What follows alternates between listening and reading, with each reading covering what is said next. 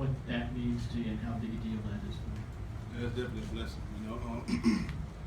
And I never thought I'd be able to be right here right now where I am in this position, but you know, I mean, it's a lot of hard work there. A lot goes into it, not just myself, you know, just my teammates around me, everyone, friends, family, just a lot of support, and I'm just thankful.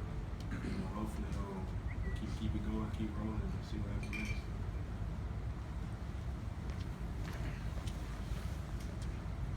For coach and players as well, what does this do in terms of creating momentum going into next year with so many guys returning?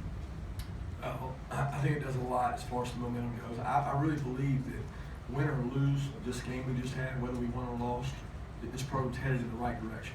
It certainly helps tremendously for us recruiting and momentum-wise to win the game, that good feeling. But it doesn't matter whether you got 7 wins, 11 wins, 13 wins. There's no elevator on a mountain. You got to climb. You have to work. And that's what this team's going to do. They've done that all year. They've fought, and they'll continue to do that. It certainly helps. It's an 8-5 better than 7-6, but either one are where we want to be, and we know that, and we acknowledge that. And we know we got to have a better off season, and we got to come out with a bunch of guys that are coming back. A large portion of our team is coming back and play well. And we got some young players that probably started reading some of the press clippings that didn't play real well today, and they've got to understand that it's every day you got to come to work. So Definitely, I'm excited to come back next year and to go to work with this team.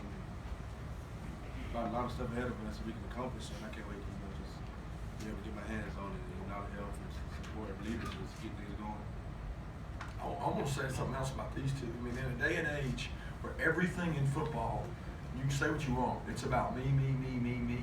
These two have never been like that.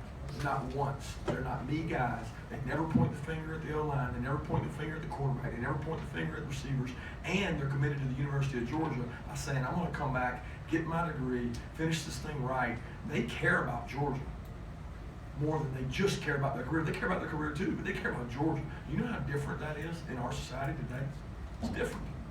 So that's a credit to these guys, and it really makes me respect them, because when I played, that's the way you felt about Georgia. You wanted to play for Georgia. These two are coming back to play for Georgia. Coach Mark, so what's next after this? When do you kind of get on the recruiting trail and get back to work? Yeah, we've got a little dead period in there where we're not allowed to go out. Obviously, with the playoffs going on and the championship going on, we don't get to go back out until I think the 12th.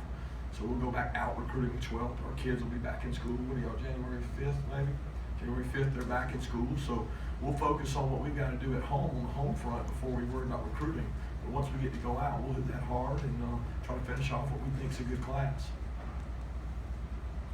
Coach, we saw numerous times today Jacob take off and run the football. Is that just kind of part of him getting more comfortable playing at this level? And when he does take off, do you sort of bring it a little bit? Well, these two guys have been working with him on it, so they've been over there teaching him where he cut and turn. They just didn't teach him how to get a first down on like 3rd and 12 and get like that far and leave me sitting there having to decide whether to kick it or go for it. I mean, he's got to understand where the sticks are and go get them. But he did a great job. I mean, the first time he scrambled and threw it, where Sony had a great downfield block for Isaiah, and then he scrambled for a couple first downs that were big momentum swings. So Jacob's growing up. You know, I think he'd tell you that he missed some shots today. He had several shots that he just threw the guys out of bounds, and he's got to make those throws because those are chunk plays. Those are plays we need to loosen up the defense. Coach, a guy that's not up here for you today, Lorenzo Carter, a couple of forced fumbles, 6 solo tackles. I mean, can you talk a little bit about what he brought to the team? Those 2 fumbles probably made the difference for you guys. No question they did. No question. He could have easily been the MVP along with this guy on defense. I want to tell you something about Lorenzo now. I had a chance when we first got to the hotel to call out a couple players, and I said, I'm going to do something different. I'm going to call 3 or 4 guys out and challenge them and say, these guys got to play well. And we knew in this game, Lorenzo Carter's specialties come out. Spread, he can run, he never gets tired, he's fast, he's a good rusher, he ran plays down and chopped balls off. He's one of the guys that I called out. And you know what? He had a hell of a game. And he deserved it because he practiced really hard.